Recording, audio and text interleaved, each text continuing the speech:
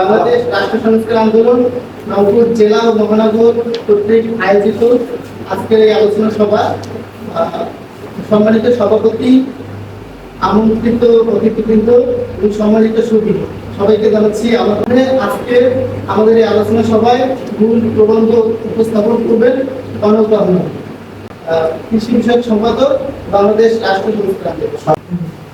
জমিদারি প্রথা উচ্ছেদের ও বর্তমান প্রাসঙ্গিকতা আজকের আলোচনা সভায় সবাইকে শুভেচ্ছা। ভূমিকা 1793 সালের লর্ড কর্নওয়ালিসের চিরস্থায়ী বন্দোবস্তের মাধ্যমে এদেশে যে শোষণের বীজ বপন করা হয়েছিল, 1951 সালের 16 মে জমিদারি প্রথা উচ্ছেদের মাধ্যমে তারা আনুষ্ঠানিক বিরতি ঘটেছে। আজ আমরা এই ঐতিহাসিক বিজয়ের 75তম বছরে দাঁড়িয়ে আছি। এই দিনটি কেবল একটি আইনি পরিবর্তন নয়, বরং এই অঞ্চলের মানুষের 150 বছরের দীর্ঘ লড়াই আর আত্মত্যাগের ফসল। এর কথা অতীত, বর্তমান, অবশেষ এবং আগামীর মুক্তির পথ নিয়ে একটি গভীর পর্যালোচনা তুলে ধরছে। ইতিহাস ও পরিপ্রেক্ষিত। মোগল থেকে ব্রিটিশ শাসন। মুঘল আমল। মুঘল আমলে জায়গিরদার ব্যবস্থা থাকলেও ভূমির উপর তাদের কোনো স্থায়ী বংশানুক্রমিক অধিকার ছিল না। তারা মূলত মুঘল সরকারের হয়ে খাজনা আদায় করত। ইস্ট ইন্ডিয়া কোম্পানির আগমন। 1765 সালে ব্রিটিশ ইস্ট ইন্ডিয়া কোম্পানি দেওয়ানি বা খাজনা আদায়ের অধিকার লাভ করার পর পরিস্থিতি বদলে যায়। 76-এর মনন্তর। 1776 সালের ভয়ঙ্কর দুর্ভিক্ষে যখন এদেশের 3/1 মানুষ প্রাণ হারাচ্ছিল, তখনও ব্রিটিশদের খাজনা আদায়ে নির্মমতা কমেনি। চিরস্থায়ী বন্দোবস্ত 1793। এই আইনের মাধ্যমে ভূমিতে একটি পণ্যে রূপান্তরিত করা হয় এবং জমিদারদের জমির চূড়ান্ত মালিকানা দেওয়া হয়।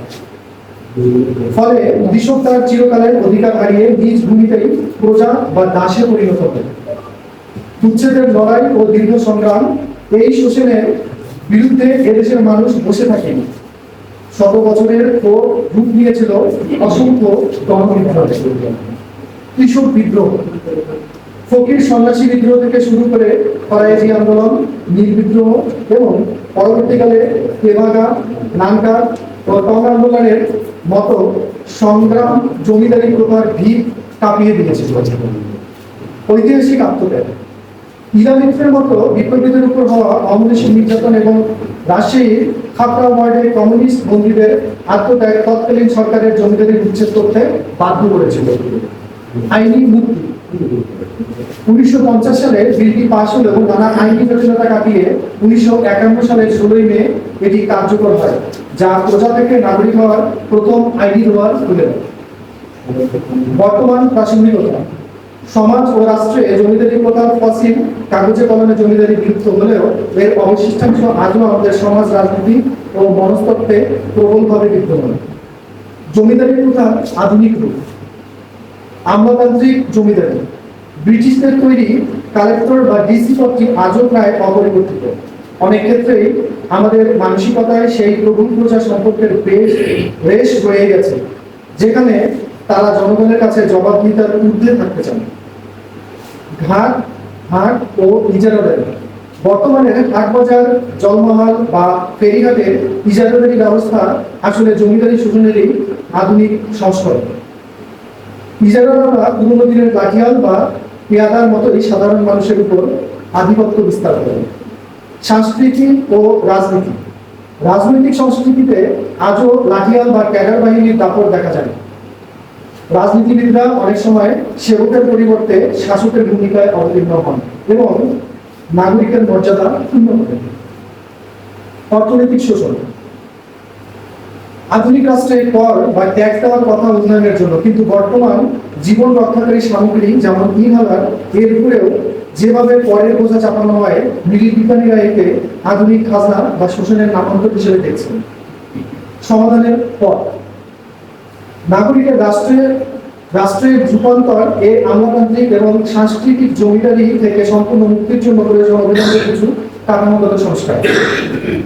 প্রশাসনিক ডিসি বা কালেক্টর প্রধান মতো ঔপনিবেশিক আমলাতান্ত্রিক কাঠামো সংস্কার করে স্থানীয় সরকারকে শক্তিশালী করতে হবে। ক্ষমতা সরাসরি জনগণের নির্বাচিত প্রতিনিধিদের হাতে থাকতে হবে। স্বচ্ছ জবাবদিহিতা নিশ্চিত করতে হবে। আমলাতন্ত্রকে জনগণের সেবকে পরিণত করতে হবে। নাগরিকরাই যে রাষ্ট্রের প্রকৃত মালিক এর বোধ প্রতিটি স্তরে প্রাতিষ্ঠানিকভাবে প্রতিষ্ঠা করা প্রয়োজন। সাংস্কৃতিক ও মানসিকতার পরিবর্তন। আমাদের শিক্ষা ব্যবস্থায় এমন পরিবর্তন আনতে হবে যাতে মানুষ প্রজা হওয়ার বিনম্রতা ঝেড়ে ফেলে প্রকৃত নাগরিক হিসেবে নিজের অধিকার দাবি করতে শেখে। বিচার বিভাগের স্বাধীনতা ও আইনের শাসন। বিচার ব্যবস্থাকে রাজনৈতিক ও প্রশাসনিক প্রভাবমুক্ত করতে হবে যাতে তা সাধারণ মানুষের রক্ষাকবচ হয়, কোনো প্রভাবশালী শোষকের হাতিয়ার নয়। রাষ্ট্র ব্যবস্থার সামগ্রিক সংস্কার। রাষ্ট্র কাঠামোকে এমনভাবে ঢেলে সাজাতে হবে যেন প্রতিটি নাগরিকের অধিকার নিশ্চিত হয়, ন্যায় বিচার সার্বজনীন হয় এবং রাষ্ট্রের প্রতিটি মানুষ সমান মর্যাদার ভিত্তিতে মূল্যায়িত হয়।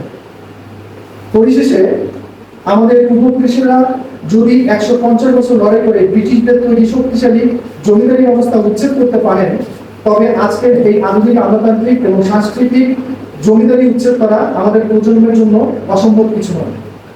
16 মে এই দিনটি প্রতি বছর আমাদের স্মরণ করিয়ে দেয় যে আমরা এই রাষ্ট্রের মালিক, কোনো জমিদার বা আমলার প্রজা নই।